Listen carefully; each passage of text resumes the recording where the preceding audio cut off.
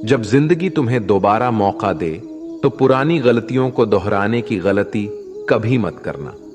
वक्त और किस्मत पर घमंड कभी मत करना, क्योंकि सुबह उनकी भी होती है जिनके दिन खराब होते हैं। श्री कृष्ण कहते हैं कि अगर व्यक्ति शिक्षा से पहले संस्कार, व्यापार से पहले व्यवहार और भगवान से पहले माता पिता को पहचान ले तो जिंदगी में कभी कोई कठिनाई नहीं आएगी।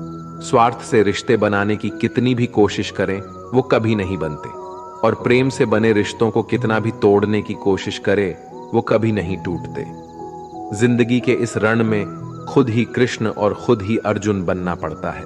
रोज अपनी ही सारथी बनकर जीवन की महाभारत को लड़ना पड़ता है। क्या सदा मौन रहना उचित है? नहीं। इतिहास साक्षी है, संसार में अधिक विपदाएं इसलिए आई क्योंकि समय पड़ने पर मनुष्य उसका विरोध नहीं कर पाया। श्री कृष्ण कहते हैं कि सच एक सर्जरी की तरह होता है, थोड़ा दर्द होता है लेकिन राहत मिलती है। झूठ एक पेन किलर की तरह होता है जो आपको थोड़ी देर के लिए राहत तो जरूर देता है, लेकिन उसके साइड इफेक्ट आपको सारी जिंदगी झेलने पड़ते हैं। चुगली की धार इतनी तेज होती है कि खून के रिश्ते को भी काट कर रख देती है। कभी कभी कुदरत जानबूझकर हमें मुश्किल हालातों में डालती है ताकि उन लोगों के चेहरों पर लगे नकाब हम देख सके जिन पर हम आंख बंद करके भरोसा करते हैं। रिश्ते खून के नहीं होते, विश्वास के होते हैं। अगर विश्वास हो तो पराये भी आपने हो जाते हैं, और अगर विश्वास ना हो तो अपने भी पराये बन जाते हैं। प्रेम सिर्फ अपने काम और ईश्वर से करो, क्योंकि ये दोनों कभी धोखा नहीं देते। जरूरत से ज्यादा वक्त और इज्जत देने से लोग आपको गिरा हुआ समझने लगते हैं। उन लोगों के सामने हमेशा खुश रहो जो तुमसे जलते हैं। तुम्हारी खुशी उन्हें जीते जी मार देगी। हर कोई चालाक है कलयुग में।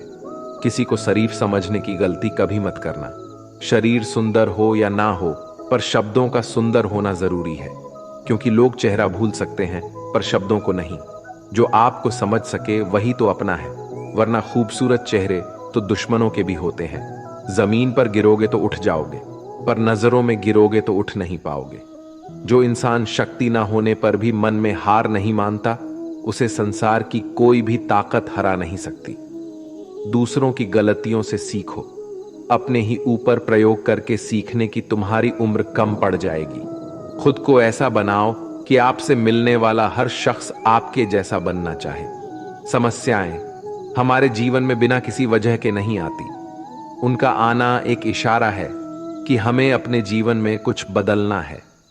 भले ही दुनिया से थोड़ा पीछे हो, लेकिन तैयारी मजबूत हो तो तुम भी आगे निकल सकते हो।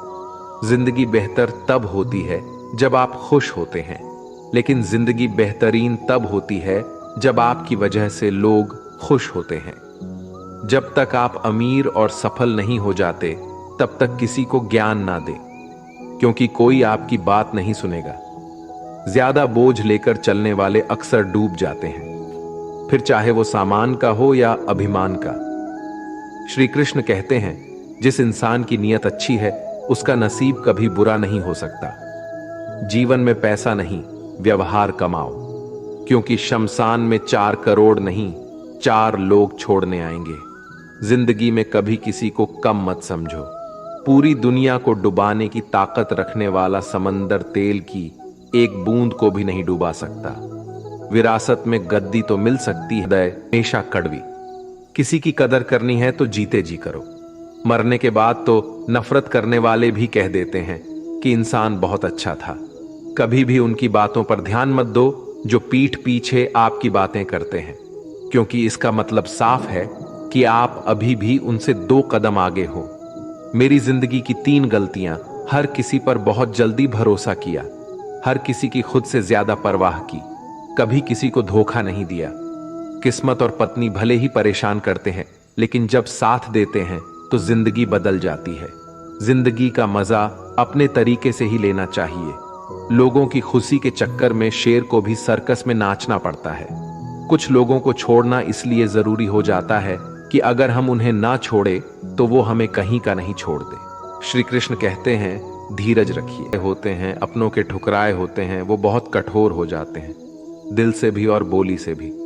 हे कृष्ण, और कोई माने या ना माने, मुझे यह विश्वास देती है पर ना जाने क्यों इस दिल को फिर भी उम्मीद रहती है। बनावटी रिश्तों से कई गुना बेहतर है कि आप अकेले ही रहना सीखो। मोहब्बत और नफरत कहने को तो दो मामूली शब्द है, और यही दो शब्द इंसान को भगवान भी बना सकते हैं और शैतान भी बना सकते हैं। समय बताने वाले तो बहुत मिलेंगे, पर समय पर काम आने वाले बहुत कम मिलेंगे।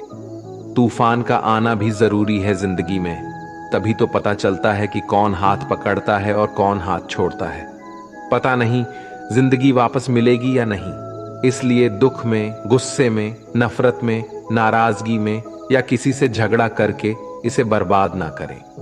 जिंदगी में आप हमेशा खुश रहिए और दूसरों को भी खुश रखिए। किसी से बार बार नाराज होने से बेहतर है आप अपमक लोग रहते हैं। बुरे कर्म करने नहीं पड़ते, हो जाते हैं, और अच्छे कर्म होते नहीं करने पड़ते हैं। अपने मन और आत्मा से कर्म करें और प्रेम करें तो जीवन आनंदित हो जाएगा। इंसान के बर्बाद होने के 6 कारण हैं: नींद, गुस्सा, डर, थकान, आलस्य और काम टालने की आदत। एक जंगल में एक गर्भवती हिरनी थी। उसका प्रसव काल निकट आ गया था। वह एक नदी के किनारे घने झाड़ियों के बीच में चली गई जो उसे सुरक्षित लगी। अचानक उसे प्रसव पीड़ा शुरू हो गई। उसी समय आसमान में काले बादल छा गई और बिजली कड़कने लगी, जिससे जंगल में आग भड़क उठी। उसने अपनी बाईं ओर देखा तो वहां एक शिकारी तीर का निशाना उसकी ओर लगाए हुए खड़ा था। उसने दाईं ओर देखा तो एक भूखा शेर उस पर घात लगाए हुए उसकी ओर बढ़ रहा था। हिरनी सोचने लगी कि अब क्या करे। वह तो प्रसव पीड़ा से गुजर रही है।